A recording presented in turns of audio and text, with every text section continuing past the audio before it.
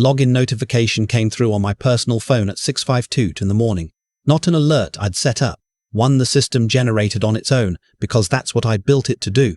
Meridian Logistics Platform, critical dependence. Meridian Logistics Platform, critical dependency failure. I was sitting at my kitchen table in my bathrobe, halfway through a cup of coffee I hadn't tasted yet.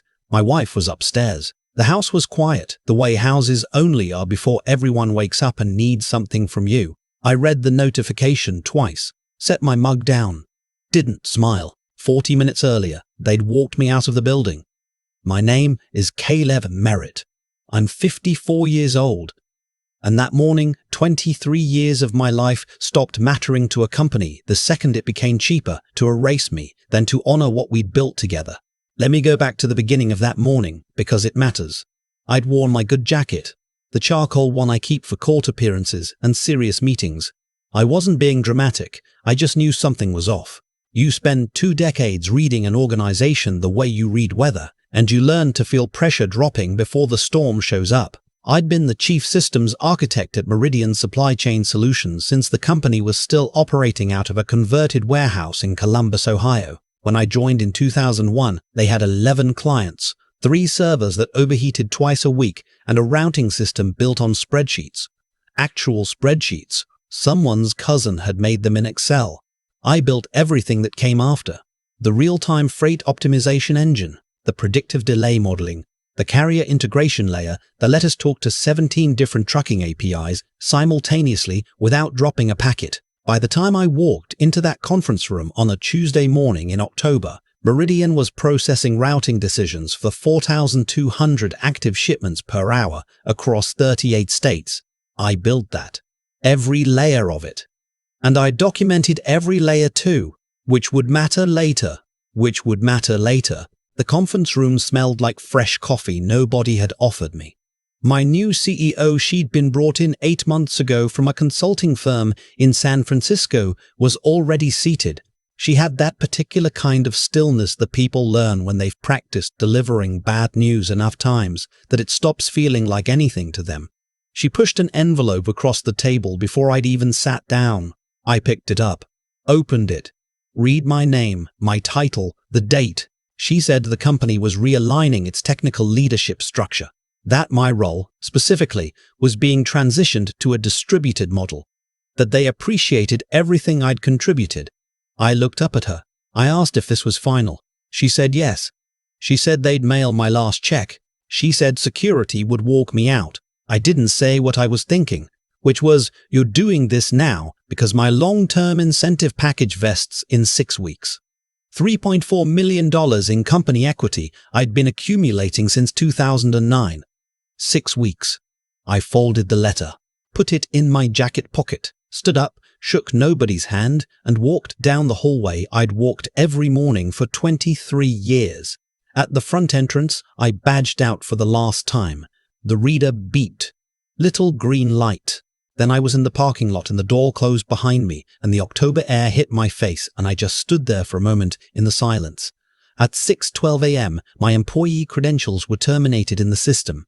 At 6:52 a.m., 40 minutes later, every route optimization function in Meridian's platform went dark, not because of a cyber attack,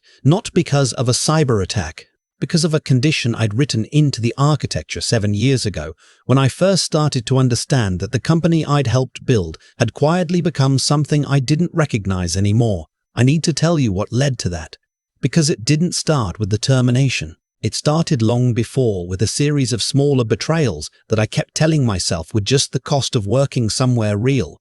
The first time I understood that Meridian's leadership had a problem with honesty was in 2016. I was doing a routine audit of our client billing records, and I found something that didn't add up.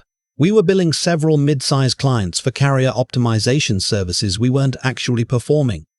The savings figures in their monthly reports were fabricated, not dramatically, just enough to justify the contract renewals, just enough to keep the numbers looking good. I brought it to the CFO. He thanked me, said he'd look into it. 3 weeks later, I was removed from the billing audit committee. My access to financial reporting was restricted. When I asked why, I was told it was a restructuring of responsibilities. I documented everything. saved the emails, kept copies of the original reports. A year after that, the VP of operations came to me with what he called an opportunity. They wanted me to sign off on a system performance report that overstated our uptime statistics by about 12%. It was going to a major prospective client, a national grocery chain worth about $40 million annually in contracts. Just need your signature, Caleb. You know the system better than anyone. Who's going to question it? I said no. He said that was disappointing. He also said that he'd been planning to recommend me for a deferred compensation arrangement worth about $200,000. He said that recommendation was now off the table. I said okay. I went back to my desk. I kept doing my job. My son was in his junior year of college then. I was still paying down the second mortgage we'd taken on the house when my wife had her surgery in 2014. I could have used $200,000, but I knew what I'd have been paying for it. That's when I started building the failsafe. Not out of anger, not as revenge. I called it Anchor internally, which wasn't an acronym for anything. I just liked the idea of something that held. The way it worked was not complicated in concept, though it took years to weave correctly into the system. Every critical function of Meridian's routing platform, every core process that touched real freight decisions, ran through a validation handshake I'd embedded in the kernel-level architecture.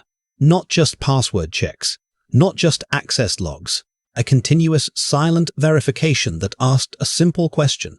Is the person who built this still part of the institution that this system was built to serve? That question resolved against my active employment status. So long as I was employed, the system trusted its operators, full functionality, clean handoffs, everything documented and transferable in an orderly way whenever I retired. If that status was revoked, if I was forced out rather than allowed to transition on the terms we'd agreed to when I first structured my employment contract back in 2009, the handshake would fail, not dramatically. No explosions, no corrupted data, just a clean, quiet refusal. The system would stop trusting anyone who had broken the foundational agreement under which it was built. I filed the underlying architecture as intellectual property in 2017 under a small LLC I'd set up for consulting work, Merritt Systems Group. Nothing public, no announcement, just paperwork that established clearly that this particular approach to conditional system authentication had been created by me, outside of my core job duties, and licensed to Meridian under a usage agreement embedded in my employment contract and agreement that included specific provisions about my retirement terms. Nobody at Meridian ever read the full employment contract. I know this because I've seen how they handle contracts. Legal sends a summary. Executives skim the summary. Everyone signs without reading the original. My new CEO had been in her role for 8 months. She'd spent the first 6 of those months talking about agile transformation and technical debt reduction. She brought in 3 consultants who used the phrase legacy architecture about my systems in presentations I wasn't invited to after the 3rd one. She'd come to my office once, early on, asked good questions, seemed genuinely curious. I spent 2 hours walking her through how the optimization engine made decisions, why certain redundancies existed, what would break first if someone started cutting corners on the integration layer. She'd taken notes, then the board meeting started happening, and she stopped asking questions and started making declarations. The technical team was bloated. The architecture was over-engineered.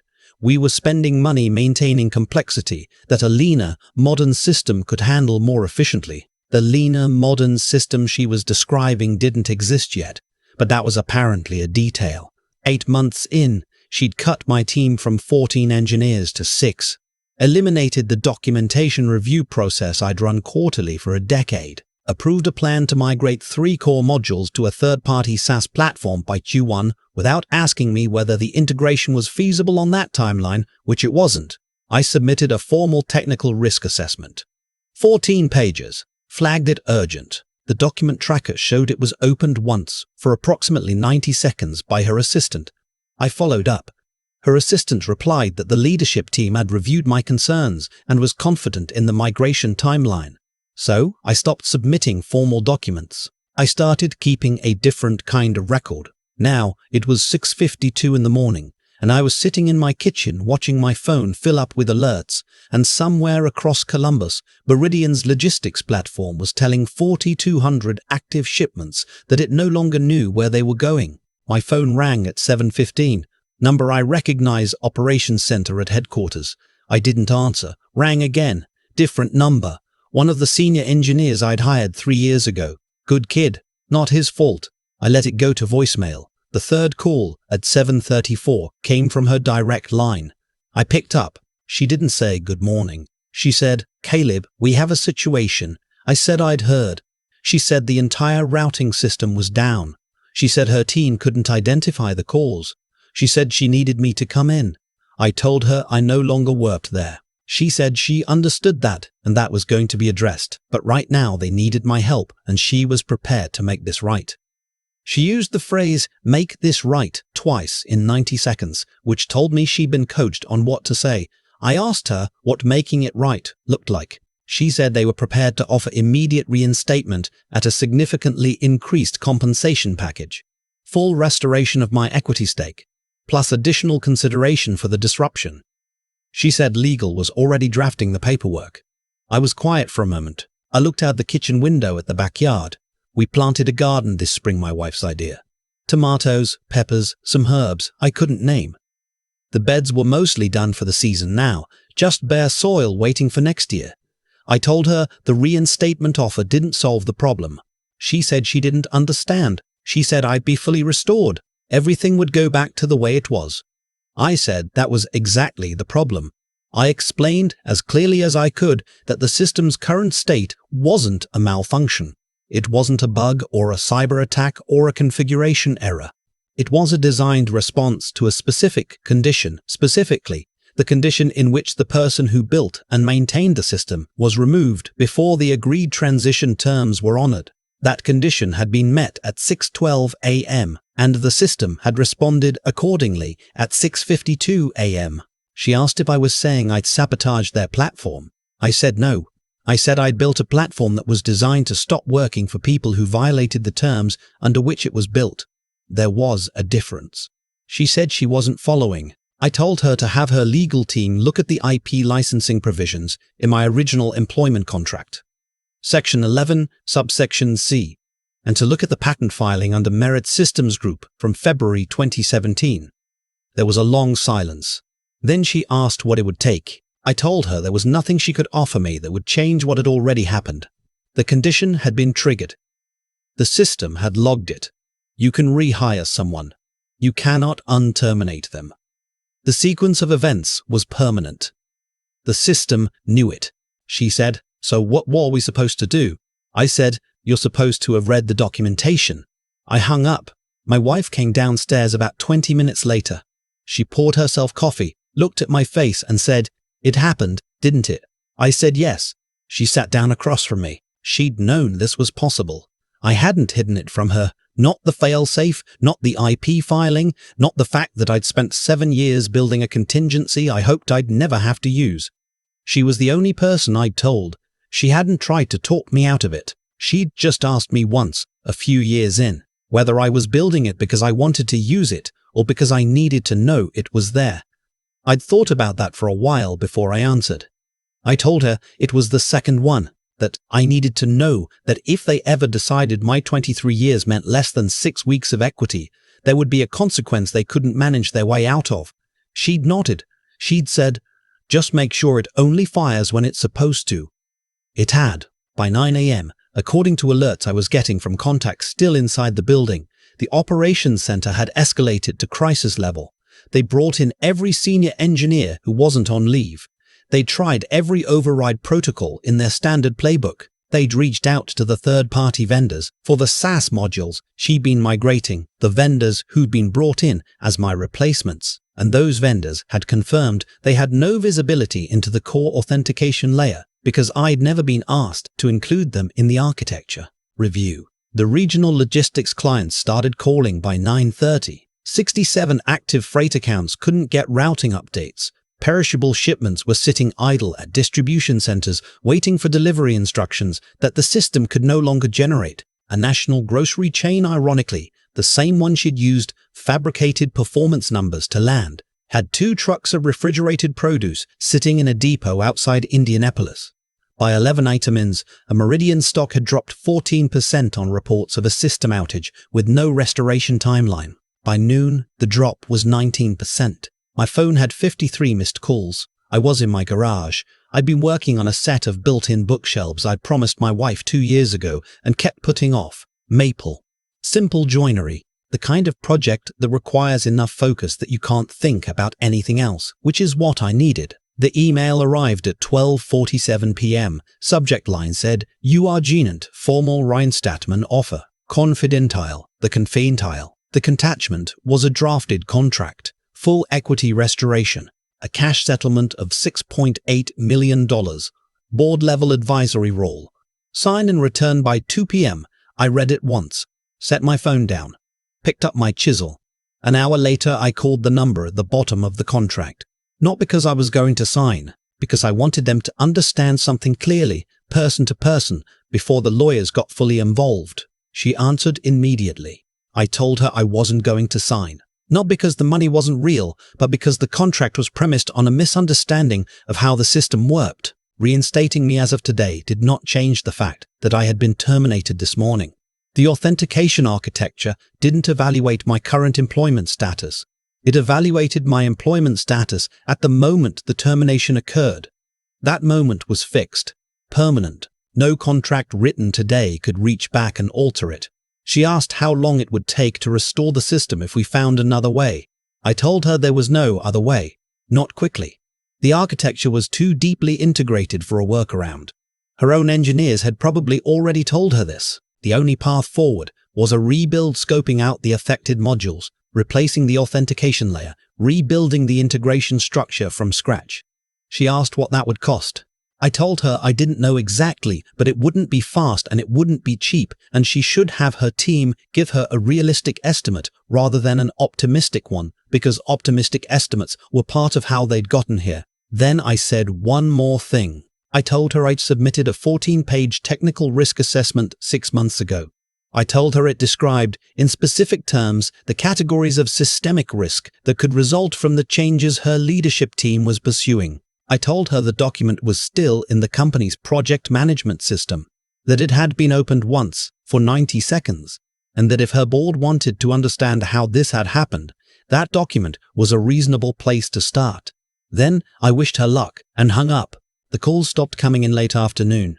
I found out later that her executive powers had been formally suspended by the board pending an inquiry into the circumstances surrounding my termination and the resulting operational damage. The General Counsel was reviewing every vendor agreement and employment contract signed in the past 5 years. Someone had flagged the IP licensing section. The assessment from the outside engineering firm came back 2 days later. Full remediation of the Anchor affected modules would take 5 to 7 months. Estimated costs somewhere between $55 million and $80 million, depending on the integration complexity. They'd fired me to avoid paying a $3.4 million equity package. The math had a particular kind of ugliness to it. 3 weeks later, on a Saturday, I got a call from a man named Everett Callaway. No relation to anyone at Meridian. He was the COO of a mid-size freight brokerage called Trident Corridor Group, based in Nashville. They'd been watching the Meridian situation closely. He said he'd read the IP filing. He said he'd had his technical team pull every public document they could find about my work at Meridian. He said they'd spent a week trying to poke holes in my approach to authentication architecture and hadn't found any. He asked if I had any interest in a conversation. I said I had time. We talked for an hour. He didn't pitch me a salary. He didn't describe a role. He mostly asked questions. How did I think about building systems that were meant to last beyond the people who built them? What was the right way to document architecture so that institutional knowledge didn't die when someone retired? What had I gotten wrong at Meridian? Looking back, not what they'd done wrong, what I'd gotten wrong. That last question caught me off guard. I sat with it for a moment. I told him I'd probably stayed in a place where the culture had broken long before the obvious moments of failure, that there had been signs in 2016, and I'd chosen to stay because I believed the work mattered enough to outlast the people making bad decisions around it. Maybe that was right, maybe it wasn't. I still wasn't sure. He said, "That's a more honest answer than I expected." I said, "I'd had a few weeks to think about it." He laughed, said he wanted to bring me on as their chief infrastructure officer, full authority over technical decisions, employment agreement that included explicit provisions around retirement transition and intellectual property written by my attorney, first, reviewed by theirs, second. He said his board had approved the structure in principle, and that he'd already committed to ensuring I never had to build another failsafe. I told him I'd think about it. My son called that night. He lives in Denver, now software developer, good at it, the kind of engineer who asks why before he asks how. He'd seen the news coverage. He asked if I was okay. I told him I was better than okay, which was mostly true. He asked about the Trident offer. Word had apparently gotten around in tech circles, the way it does when something this specific happens to someone with a long enough track record. I told him I was still thinking. He said, "Dad, you know what I keep coming back to?" I asked what. He said, "You spent 7 years building something you hoped you'd never need, and when you needed it, it worked exactly right." How many things in your life can you say that about? I didn't answer immediately. I was standing in the garage, looking at the finished bookshelves I'd finally gotten done. Maple, clean joints, level. The kind of thing that would still be straight in 30 years if you hung it right. My son didn't need an answer, I don't think. He just wanted me to hear the question. I called Everett Calloway the following Monday. We talked for another 2 hours.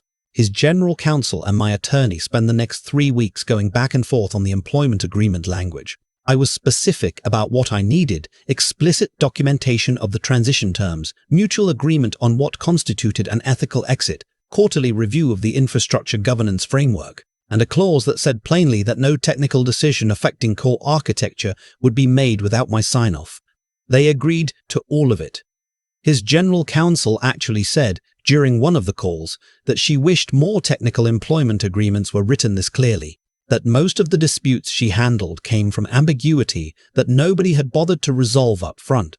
My first day at Trident, Everett walked me to my office real windows, which I hadn't had in years, and handed me a printed copy of my own IP filing from 2017. He said, "I want you to know we had 3 separate attorneys review this, not to challenge it, to understand it. Because if we're going to build on your architecture, I want to know exactly how it works and exactly what it requires from us." I looked at the document. My name on the cover page. 7 years of careful, quiet thinking that nobody at Meridian had ever asked to read. I told him, "That's the first time anyone in a leadership position has said that to me." He said, "Then let's make sure it's not the last."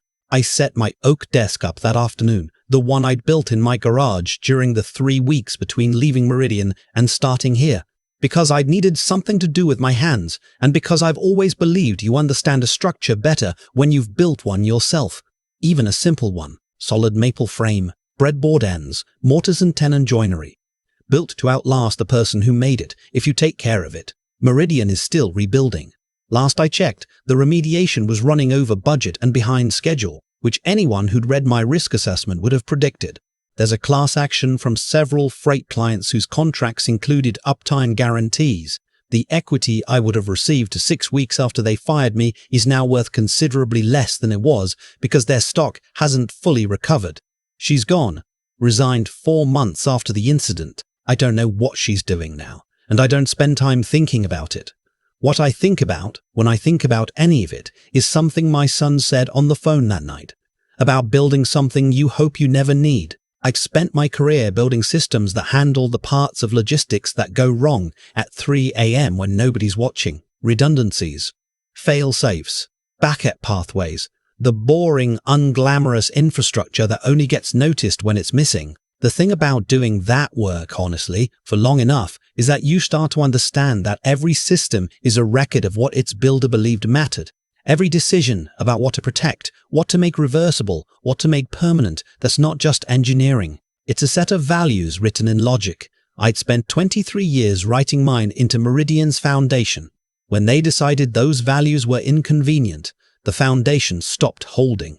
I don't call that revenge. I call that accuracy. The system told the truth about what had happened to it in the only language it spoke, and that was always the idea.